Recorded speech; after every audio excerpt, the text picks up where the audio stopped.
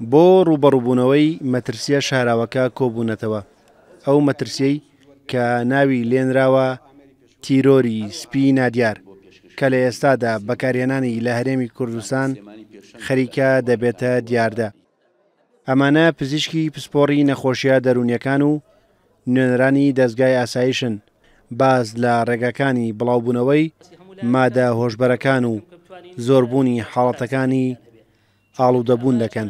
بڵاوبوونەوەی مادە هۆشبەرەکان لە هەرێمی کوردستانە ئەم شوێنانەی خوارەوەن بە تایبەتی.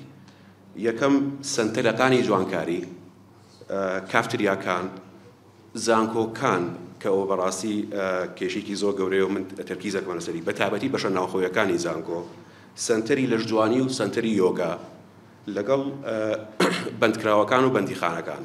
هەرچەنە تاقیگەی وامان نییە بۆ جێبەجێکردنی ئەمە، بەڵام ئاژەڵەکانمان هەیە بۆ دۆزینەوەی مادەی هۆشبەر. خۆشبەختانە ئێستا ئێمە تیمێکمانەیە تیمی کەیناین ڕۆژانە لە مەرزەکان و لە بازگەکانی خۆمان واجب ببینن و هەموو ڕۆژێکیش مادەی هۆشبەرەگرن. بەهۆی زۆربوونی حاڵەتەکانی ئاڵوودەبوون تەندروستی سلێمانی لە هەوڵی کردنەوەی نەخۆشخانەیەکی تایبەتدایە بۆ چارەسەرکردنی ئاڵوودەبوانی مادە هۆشبەرەکان.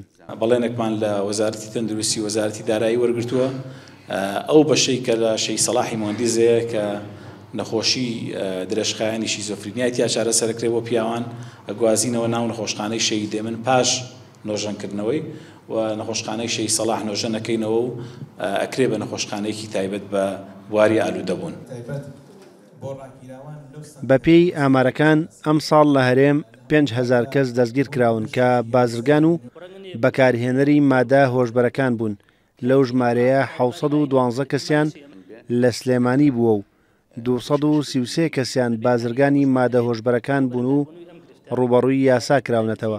داتاشمان لە بەدەست ئەو داتا کەمەیەک هەیە نەخۆشخانەکان بۆ چارەسەرکردن کە ئەمە زۆر کەمەوە. ئەمە دەرخەرێکی ڕاستەقینەیە ئەو گرفتنیەکە لە ناو کۆمەڵگای کوردیا هەیە. وەروە برانی ئاسایش کە وەکو ڕۆڵێکی مەیدانی و بەرەنگاربوونەوەیان هەیە بۆ ڕێگەگرتن وەروەها احتیواکردنی ئەوانەی کە بە جۆرە لە جۆرەکان زیاترن لە بەکارهێنەر و ئەسنەبابی بازرگانی پێوەکردن و ئاڵوگۆڕی ئەم مادەیە.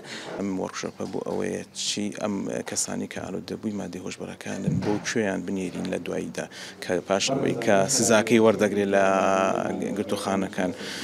بەڵێ پێویستە سنتەرێک ناوەندێک هەبێت ئەم کەسانە ئەم ئاڵوودەبووانە لەخۆ بگرێت بۆ چارەسەرکردن بۆی جارێکی تر کاریگەری ئەم کەسانە بچنەوە ناو کۆمەڵگا تاوەکو کۆمەڵگە سووری لێ بینێت وەروەها خێزانەکانیان هەڵنەوەشێتەوە.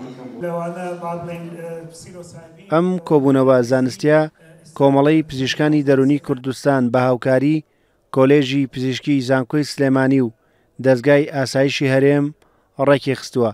دەیانەوێت لە ڕێگەی ڕاستپاردەکانی ئەم وەرکشۆپەوە سەرۆکایەتیەکانی هەرێم و حکوومەت بۆ ڕێگریکردن لە بڵاوبوونەوەی زیاتری ئاڵوودەبوونی گەنجانی هەرێم بە مادە هۆشبەرەکان ئاگادار بکەنەوە. ڕێبازیوە کورسات نیوز، سلێمانی.